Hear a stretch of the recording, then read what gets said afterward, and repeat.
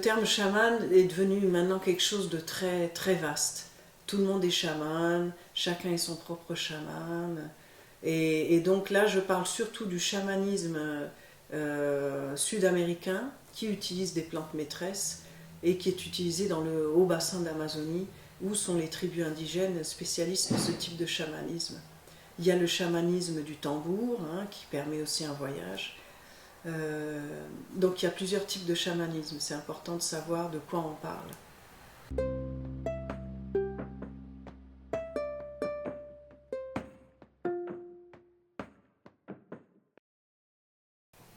Le chaman est quelqu'un qui peut aller, à travers l'utilisation des psychotropes, le chaman dans la tradition sud-américaine, et aller traverser, aller dans le monde de la mort. Alors aller dans le monde de la mort, c'est aussi aller dans le monde des ancêtres, c'est un peu aussi aller voir qu'est-ce qu'il y a dans notre lignée, le monde des ancêtres, c'est aussi. Et aller dans le monde de la mort, c'est aussi aller dans des mondes qui font peur, dans la peur, dans tout ça, et revenir sans avoir à mourir, pour pouvoir le faire. Et avec cela, il peut ramener justement une sorte de résurrection et une nouvelle vie. Le chaman, la façon dont il va apprendre et enseigner aussi, ça va être en faisant lui la connexion avec les plantes. C'est-à-dire c'est comme si on vous présente à quelqu'un. Je vous présente un tel, donc maintenant je vous laisse. Et donc il y a un travail qui se fait. Le chaman ne va pas donner des informations, il va confirmer ou pas des choses que son apprenti va pouvoir recevoir en rêve, ou des pistes sur son travail. C'est un peu comme quand vous faites une psychanalyse, où le psy ne va pas vous donner la solution, il vous dit que vous allez la trouver vous-même. Donc c'est quand on trouve les choses soi-même qu'elles deviennent plus fortes. Ce que fait le chaman, c'est qu'il va ouvrir une connexion. On peut avoir un travail physique avec une plante, pour la digestion, on prend une tisane. On peut avoir un travail psychologique, une plante qui va travailler le millepertuis, qui va nous calmer, la valériane, la passiflore. Et on peut aller à un niveau spirituel, c'est-à-dire que là, on est en contact avec l'esprit de la plante, avec une conscience. Et c'est ce que le chaman fait, le chaman de type sud-américain. Il va faire cette connexion. C'est la connexion la plus forte qu'on puisse faire, qui est aussi subtile, et donc pour ça, il faut être dans un contexte sécurisé, avec une certaine alimentation, des restrictions, etc., pour qu'on puisse être complètement ouvert à cette relation. Et là, il y a des tas de plantes, il y a l'olivier, la lavande, il y a des plantes sud-américaines aussi qui vont travailler à plusieurs niveaux, qui n'ont rien qui puisse les interdire, qui sont des plantes très fortes. Il y a des plantes qui ont un léger effet, de la même façon qu'en buvant un thé de camomille, vous sentez un apaisement, voilà.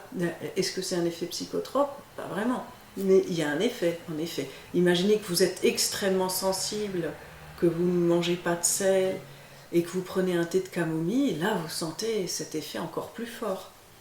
Donc tout est une question de degré, et les plantes de diète avec lesquelles on travaille, on active donc cette partie de façon très intense, ce qui permet d'aller vraiment dans des choses très profondes. Quand on fait une diète, il est très important de développer une forme de connaissance qui nous permet de recevoir l'information directement. Parce que ça devient vraiment une vérité, quand c'est pas quelque chose qu'on a lu et qu'on comprend vraiment avec son corps. On n'oublie jamais. Après, dans notre vie, pendant notre phase d'intégration, on pourra être attiré par des choses qui vont nous parler. Certains textes. Parce que plus on avance dans ce travail, plus on se rend compte qu'il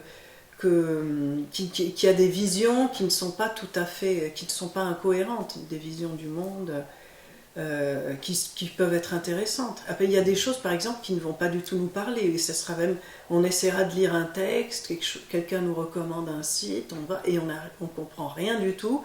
Ça veut dire, et là j'ai l'impression vraiment que les plantes bloquent un petit peu ça, parce qu'on a mal à la tête, il y a un truc qui ne va pas, et donc on comprend que ce n'est pas vraiment intéressant pour nous. Il faut toujours faire attention au travail intellectuel qui parfois nous trompe, et surtout quand on est très cérébral, on va aller chercher des tas d'explications. Et donc je pense que c'est important de faire un travail de purification avant, pour pouvoir être sûr que justement le mental va nous servir et pas l'inverse, et qui va être un outil pour nous enrichir et pas quelque chose pour nous amener de la confusion. Quand on a fait une diète, la plante qu'on a diétée, elle reste toujours avec nous. Donc elle reste avec nous et on va pouvoir la retrouver dans nos rêves. Et par exemple, si on a des questions, avant de s'endormir, on peut toujours poser une question et voir si dans nos rêves on a une réponse. Parce que c'est dans le monde des rêves. Hein. Ce que font les psychotropes, c'est augmenter cette sorte d'état de veille qu'il y a entre quand on se couche et avant de s'endormir. Donc cette période devient beaucoup plus longue. Ou par exemple la période quand on est en méditation, où il y a cette sorte de... Cette période-là est beaucoup plus longue hein, avec les plantes, cette période. Je pense que notre cerveau rentre dans cet état, reste beaucoup plus longtemps dans cet état. Et donc après, dans la vie de tous les jours, on va garder une grande sensibilité à plein de choses. On va sentir des choses, on va savoir des choses sans savoir comment on les sait. On va avoir l'impression de devoir faire quelque chose ou de faire un choix. C'est de cette façon que les plantes vont nous guider. Et on va les retrouver, bien sûr, si on a une sorte de dialogue intérieur où on prend un peu de temps chaque jour pour justement retrouver un peu cette connexion. Les plantes restent toujours avec nous. Pour chaque plante et chaque arbre, on va au fond acquérir des caractéristiques de cette plante. Par exemple, la bobinsana, qui est un arbuste qui pousse sur les rivages d'Amazonie. Elle est toujours ancrée, même quand il y a des crues. Donc on va avoir la caractéristique d'ancrage, donc psychologiquement. Mais on va être plus souple aussi, le corps va être plus souple. Donc il y a une souplesse, disons mentale aussi, psychologique dans la vie. C'est la plante des diplomates, hein, qui est très, toujours... c'est une plante d'eau, donc l'eau elle va partout, elle essaie d'entourer les choses, elle s'adapte.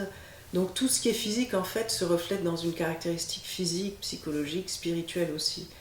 Un arbre par exemple comme le chouchouassi qui est très droit, un arbre rouge très fort, redresse la connexion spirituelle. Parce que tout est droit, voilà, il n'y a pas à balancer d'un côté ou de l'autre, c'est comme ça et c'est comme ça. Donc on va acquérir cette caractéristique, cette droitesse, cette justesse. C'est très intéressant et il va travailler aussi au niveau de notre colonne vertébrale. On a souvent des douleurs pendant ce genre de diète parce qu'il y a tout le squelette qui est remis en place. Donc ce qui est physique se traduit aussi au niveau psychologique ou spirituel. Au niveau spirituel, on va avoir beaucoup moins de doutes par rapport à tout ce qui est la relation à Dieu, etc. On va être beaucoup plus certain des choses. Au niveau psychologique, on va être aussi beaucoup plus clair. Hein, on sera beaucoup plus juste, on aura des opinions, on ne sera pas toujours sans savoir comment, pourquoi. Donc c'est ça qui est intéressant. Et les caractéristiques physiques elles sont toujours aussi accompagnées de choses psychologiques et spirituelles. Les arbres, ce sont des diètes plus strictes parce que déjà pour absorber une écorce, c'est pas comme absorber une feuille. Hein. Et donc, il y a des restrictions, par exemple, des arbres qui contiennent un peu de strychnine. Si on mangeait du sucre, on mourrait, en vrai. Ce n'est pas qu'une recommandation pour embêter les gens. Hein. Il y a vraiment des raisons physiques. Et donc, les arbres, en même temps, sont beaucoup plus forts. C'est ce qu'on appelle les palos en Amazonie. Ce sont des plantes... très structurante, hein, puisque tout ce qui est arbre va être très structurant et va avoir un effet aussi physique très fort hein, sur toutes les articulations, les os, au niveau du système immunitaire aussi. Tout ce qui est plus dur, on va dire, et qui est plus difficilement absorbé, va aussi avoir des bénéfices très forts. Les plantes permettent vraiment un accès à des archives, c'est pour ça qu'on parle des archives de l'âme, des tas de choses sur la façon dont on s'est construit. Donc on porte des tas de choses de nos ancêtres, pas seulement génétiquement, spirituellement, psychologiquement, et on se rend compte qu'il y a des choses qu'on pense qui sont bien à nous et qui en fait viennent de loin, des schémas de comportement, des façons de faire. Et les plantes permettent d'aller accéder justement à cette immense bibliothèque dans nos lignées masculines, féminines, on va dire même dans notre lignée humaine, qui nous permettent de mieux comprendre pourquoi on s'est construit comme ça et comment ça marche. Donc c'est très riche et c'est un travail qui peut aller aussi profond qu'on le veut, c'est-à-dire que ça marche par couches, on pourrait en rester à un niveau superficiel où on peut vraiment aller chercher très loin. Et c'est ça qui est passionnant. L'Icaro, comme le font les Shipibo, qui chantent individuellement chaque personne, est personnalisé parce que on va chanter l'intention de la personne. Et c'est très littéral.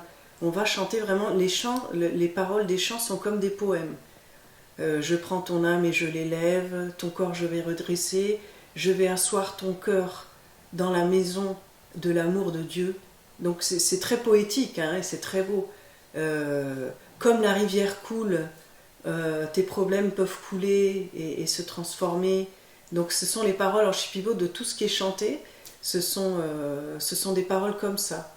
On ouvre les palais divins et les fleurs blanches du paradis terrestre. Donc voilà, c'est très intéressant parce que c'est très poétique, hein. On va chanter aussi l'intention de la personne. N'importe quelle chose, les gens des fois vont nous dire des choses, voilà, n'importe quoi. Donc il y a quand même des règles sur ce qu'on fait.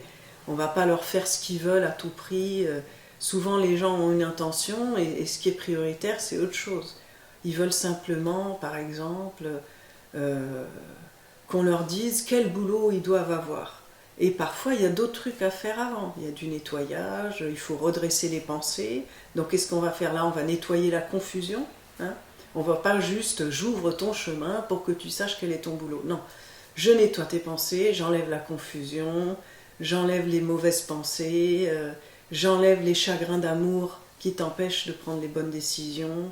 Après, il faut penser un petit peu au concept des choses. Hein. Et donc, ces chants sont intéressants pour ça, parce que justement, ce sont des poèmes et des louanges, en fait, des prières et des demandes. C'est comme ça que fonctionne l'Icaro. Comme la personne a pris une plante qui est psychotrope et qui est dans son corps, la plante réagit au chant. Donc, on va orienter la plante dans le corps de la personne. C'est-à-dire qu'on va chanter et la plante, elle va bouger en fonction de ce qu'on lui dit de faire. Si la personne a un problème, je pense à une séance qu'on a eue il n'y a pas longtemps, une personne qui a des problèmes de rhinite, hein, qui n'arrive pas à respirer, donc libérer son souffle, libérer ses poumons, qu'elle puisse bien respirer. Cette médecine travaille très bien même sur les hernies. On peut chanter le dos d'une personne et c'est surprenant comment le chant peut ouvrir les veines, le sang, et la personne, elle va sentir. Du coup, l'ayahuasca va se diriger sur son dos et elle va sentir comme une inflammation à cet endroit-là, parce qu'on va chanter pour que la plante, elle ait travaillé spécifiquement sur cette zone. Je pense que tout peut être réparé, mais que certaines choses ne sont pas entre nos mains. Et justement, c'est une des leçons qu'on apprend quand on commence à travailler. On voudrait pouvoir aider telle personne, on veut absolument. Et après, on se rend compte qu'il y a aussi de l'ego là-dedans. Mais qui veut? Tu veux quoi? Est-ce que la personne, elle a quelque chose à comprendre sur son processus? Est-ce qu'il y a quelque chose qui doit se passer avant que cette maladie puisse être enlevée? Et puis, il faut tout simplement aussi accepter que tout n'est pas entre nos mains et que des fois, ça se décide ailleurs et qu'il y a des choses qui sont décidées autrement. Et c'est comme ça. Alors, on fait ce qu'on peut, bien sûr, et on fait les choses bien faites, mais parfois, les choses ne sont pas entre nos mains aussi, elles sont entre les mains. Bon, voilà. Et nous, des fois, on essaye d'intervenir, d'intercéder, mais des fois, voilà, il y a peut-être d'autres projets, hein, dont on n'est pas au courant.